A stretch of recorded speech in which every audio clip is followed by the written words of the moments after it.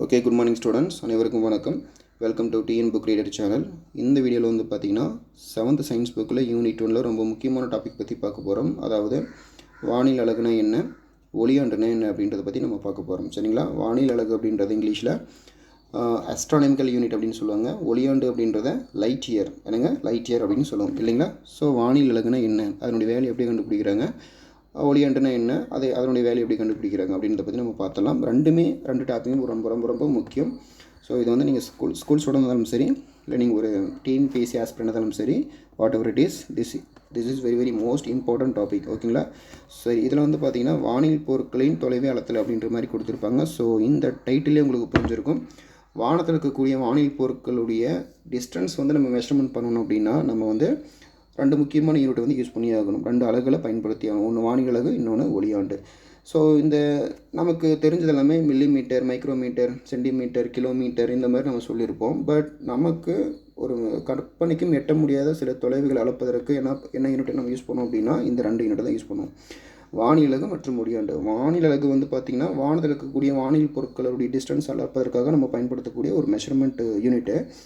அதை விட இன்னும் தொலைவில் இருக்கக்கூடிய சில அதிக தொலைவில் இருக்கக்கூடிய பொருட்களை வந்து வானில் பொருட்களை அளப்பதற்கு பயன்படுத்தக்கூடியது தான் இந்த ஒளியாண்டு. அப்போது ரெண்டு பேர்த்தில் யார் பெரிய டான் அப்படின்னு கேட்டிங்கன்னா இந்த ஒளியாண்டு தான் மிகப்பெரிய ஒரு டான். அதுதான் ரொம்ப ரொம்ப தொலைவில் வந்து இருக்கக்கூடிய வானில் பொருட்களை வந்து அளப்பதற்கு பயன்படுத்தக்கூடியது. சரிங்களா? ரெண்டுமே ரொம்ப முக்கியம்தான். பட் இருந்தாலும் ரெண்டு பேர்த்தில் யார் பெரியவர்னு பார்த்தீங்கன்னா ஒளியாண்டு தான் ரொம்ப ரொம்ப பெரிய டிஸ்டன்ஸ் அளப்பதற்கு பயன்படுத்தக்கூடிய ஒரு இம்பார்ட்டண்ட்டான ஒரு யூனிட். ஓகேங்களா?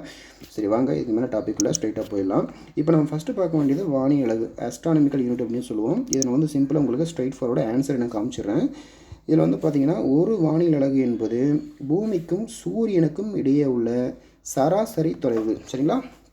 என்னங்க, வானில் அலகு என்பது பூமியுடைய சென்டர் ஆஃப் தி பாயிண்ட்டுக்கும் சன்னுடைய சென்டர் ஆஃப் தி பாயிண்ட்டுக்கும் இருக்கக்கூடிய ஆவரேஜ் டிஸ்டன்ஸ் அப்படின்னு சொல்கிறோம். சரிங்களா? அப்போது இதனுடைய வேல்யூ எப்படி பார்க்கலாம்?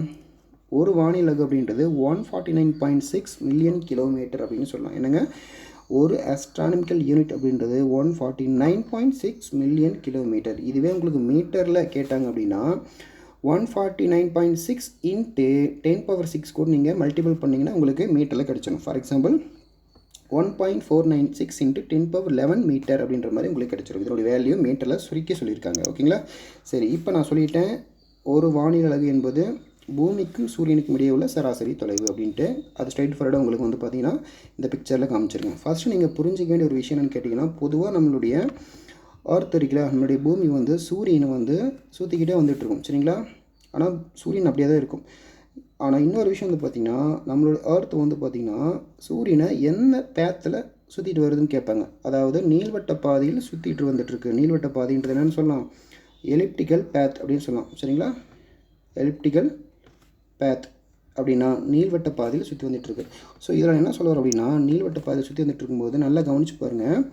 ஃபஸ்ட்டு செமி சர்க்கிள் இருக்கு இல்லையா, இதில் வந்து பார்த்திங்கன்னா சூரியோட மையத்திற்கும் பூமியோட மையத்திற்கும் இடைப்பட்ட தொலைவு வந்து ரொம்ப கம்மியாக இருக்கும். இது வந்து நம்ம அண்மை தொலைவு அப்படின்னு சொல்லுவோம். இந்த அண்மை தொலைவில் சூரியன் மையத்திற்கும் பூமியின் மையத்திற்கும் இடையில் தொலைவு வந்து பார்த்திங்கன்னா 147.1 மில்லியன் கிலோமீட்டராக இருக்கும். அடுத்த செமி சர்க்கிள் வந்து பார்த்திங்கன்னா சூரியன் மையத்திற்கும் பூமியின் மையத்திற்கும் இடையே உள்ள தொலைவு வந்து பார்த்திங்கன்னா ரொம்ப அதிகமாக இருக்கும். அதாவது 152.1 மில்லியன் கிலோமீட்டராக இருக்கும்.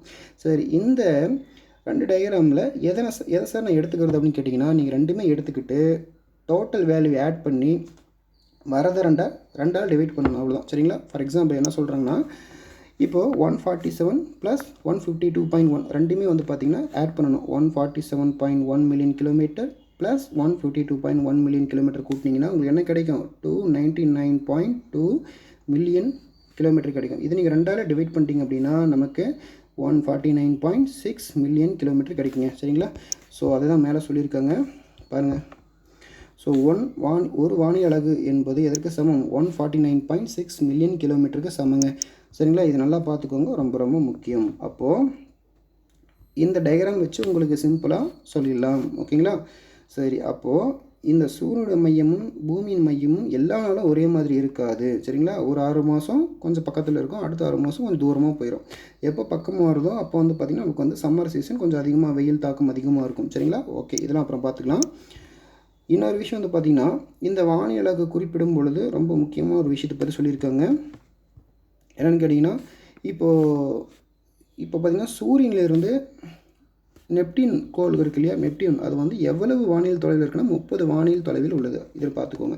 அதாவது நெப்டியூன் அப்படின்றது சூரியனிடமிருந்து பூமியை விட 30 மடங்கு அளவில் தொலைவில் உள்ளது. சரிங்களா, 30 மடங்கு அளவுக்கு ஒரு ரொம்ப தூரத்தில் இருக்குது அப்படின்னு சொல்லியிருக்காங்க. ஓகேங்களா, இதுதான் உங்களுக்கு நல்லா புரிய வேண்டிய ஒரு டாபிக். ஓகேங்களா, சரி, ஓகே. அடுத்து வந்து பார்த்திங்கன்னா ஒளியாண்டு. சரிங்களா, ஒளியாண்டு அப்படின்றது என்னென்னு சொல்லுவோம், லைட் இயர் அப்படின்னு சொல்லுவோம்.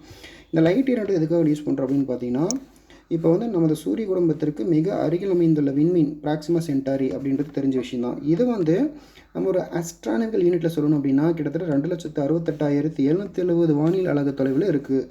இது பார்த்திங்கன்னா எக்ஸாக்டாக இருந்தாலும் சொல்கிறதுக்கு ரொம்ப ஹேண்டில் பண்ணுறது ரொம்ப கஷ்டமாக இருக்கு இல்லையா. என்னங்க 2,68,000 இப்படி சொல்லிட்டு போனால் ரொம்ப கஷ்டமாக இருக்கு இல்லையா.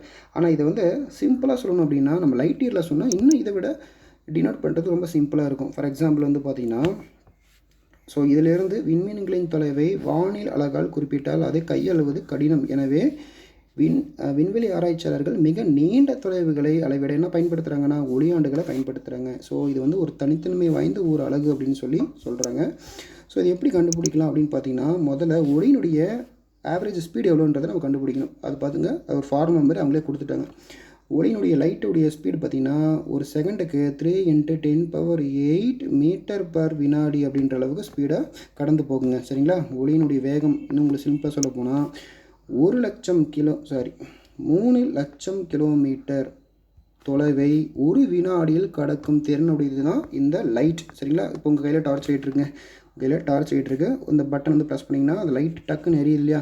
அந்த லைட் வந்து எவ்வளோ ஸ்பீடாக ட்ராவல் ஆகும்னு பார்த்தீங்கன்னா ஒரு செகண்டுக்கு இப்படின்னு சவுண்டு வரதுக்குள்ளே நீங்கள் சொடுக்கு போடுற ஒரு செகண்டுக்குள்ளே இந்த லைட் கேன் எப்படி இருக்கும், ஒரு 3 லட்சம் கிலோமீட்டர் அளவுக்கு ஸ்பீடு பண்ணக்கூடிய அளவுக்கு ஸ்பீடாக அந்த லைட்டை ப்ரொடியூஸ் பண்ணும். சரிங்களா, ஸோ அந்தளவுக்கு ஸ்பீடாக இருக்கிறது தான்.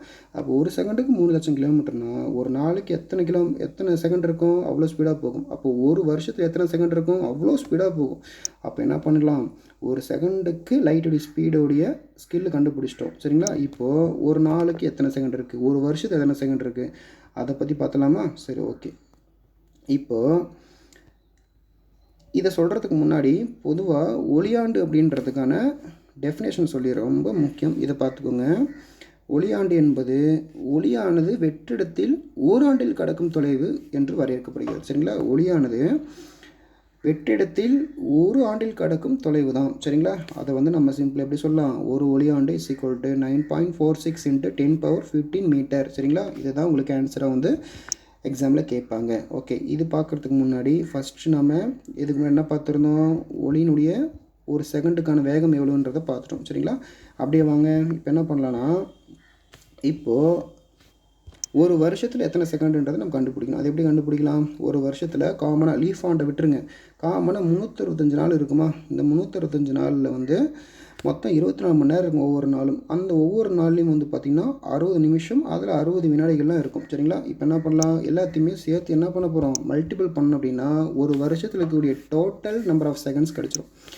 ஒரு வருஷத்தில் 365 நாள், ஒரு நாளில் 24 மணி நேரம், ஒரு மணி நேரத்தில் 60 நிமிடங்கள், ஒரு நிமிடத்தில் 60 செகண்ட்ஸ் இருக்கும். ஸோ எல்லாத்தையுமே நீங்கள் மல்டிபிள் பண்ணிங்கன்னா உங்களுக்கு கிட்டத்தட்ட 3.153 × 10⁻7 வினாடிகள் கிடச்சிரும். எப்படி, இது சிம்பிளாக கோடியில் சொல்ல போனால் 3,15,00,000 வினாடிகள் இருக்குது. சரிங்களா, அப்போ ஒரு செகண்டுக்கு light can be travel up to 3 lakhs கிலோமீட்டர்னு சொல்லி பார்த்துருந்தோம். இப்போ இதில் என்னடா 3,15,00,000 வினாடிகள் இருக்குது. அப்போது லைட்டு வந்து பார்த்திங்கன்னா என்ன ஆகும், 3 கோடி செகண்ட் வரைக்கும் ஒவ்வொரு 3 லட்சமாக ட்ராவல் ஆகிட்டே இருந்துச்சுன்னா அப் டு 3 crore செகண்ட்ஸ் வரைக்கும் எவ்வளோ லட்சம் கிலோமீட்டர் லைட் வந்து ட்ராவல் பண்ண முடியுமோ அவ்வளவு தொலைவு தாங்க இது ஒரு ஒளியாண்டுன்னு சொல்கிறோம். சரிங்களா, இது நல்லாவே புரிஞ்சுக்கணும்னு நினைக்கிறேன்.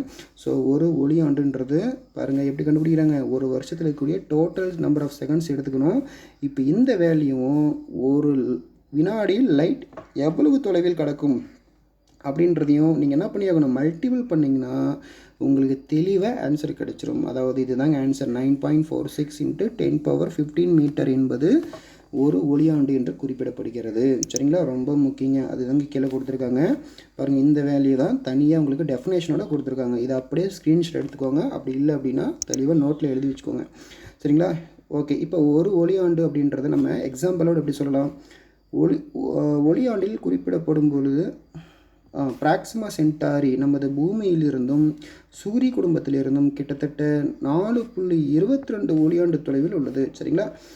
ஸோ அடுத்து பார்த்தீங்கன்னா பூமியானது அண்டத்தின் மையத்திலிருந்து 25,000 ஒளியாண்டு தொலைவில் உள்ளது. இது பாருங்கள் எவ்வளவு பிரமிப்பூட்டக்கூடிய ஒரு விஷயம். சரிங்களா? அப்போது 25,000 ஒளியாண்டுன்றது நினச்சி பாருங்கள், ஒரு வருஷத்துலேயே கிட்டத்தட்ட எவ்வளவு தொலைவுன்னு பார்த்தீங்கன்னா அந்த செகண்ட்ஸில் பார்க்கும்பொழுது கிட்டத்தட்ட 3,15,00,000 செகண்ட் இருக்குது. அதை வந்து 3,00,000 மல்டிபிள் பண்ணிங்கன்னா அவ்வளோ டிஸ்டன்ஸ் இருக்கும். இப்போ என்னடானா இங்கே 25,000 ஒளியாண்டுகள் எத்தனை செகண்ட்ஸ் கண்டுபிடிச்சி பாருங்கள், கண்டுபிடிக்க முடியுமா? அப்போ பிராக்சிமா சென்டாரின்றது எவ்வளவு தொலைவில் இருக்குது. ஸோ அதனால் ஒளியாண்டை பயன்படுத்தி நம்ம என்ன பண்ணலாம், சிம்பிளாக அஸ்ட்ரானமிக்கல் யூனிட்டில் டினோட் பண்ணக்கூடிய வேல்யூ விட சிம்பிளாக நம்ம ஹேண்டில் பண்ணிட்டு போயிடலாம். அது ரொம்ப ரொம்ப இம்பார்ட்டன்ட். அதனால் ஸோ ரொம்ப தொலைவில், அதாவது அஸ்ட்ரானமிக்கல் யூனிட்லேயே குறிப்பிடக்கு கஷ்டமாக இருக்கக்கூடிய சில யூனிட் வந்து நம்ம என்ன பண்ணலாம், ஒளியாண்டுன்ற யூனிட் யூஸ் பண்ணி நம்ம ஈஸியாக டினோட் பண்ணிட்டு போயிட்டே இருக்கலாம். இதுதான் ரொம்ப ரொம்ப முக்கியம். ஸோ அதனால் இந்த டாபிக் உங்களுக்கு புரிஞ்சிருன்னு நினைக்கிறேன். ஸோ இந்த மாதிரி சிம்பிள் டாபிக் வந்து அப் டு ஒரு 10 to 12 மினிட்ஸ்க்கு எடுத்துகிட்டு அப்படின்னா உங்களுக்கு ரொம்ப எளிமையாக புரியும். ஸோ இதே மாதிரி நிறைய தகவல்களுக்கு நம்மளுடைய சேனல் சப்ஸ்கிரைப் பண்ணுங்கள். டவுட் அப்படின்னு கமெண்ட் செக்ஷனில் தெரிவிங்க. வேறு எந்த டாப்பிக்கில் உங்களுக்கு ஃபிசிக்ஸில் எடுக்கலாம் அப்படின்றத பற்றி கமெண்ட் செக்ஷனில் தெரிவிங்க. முடிஞ்சால் உங்களுடைய ஃப்ரெண்ட்ஸ் சர்க்கிளுக்கு ஷேர் பண்ணுங்கள். So thank you.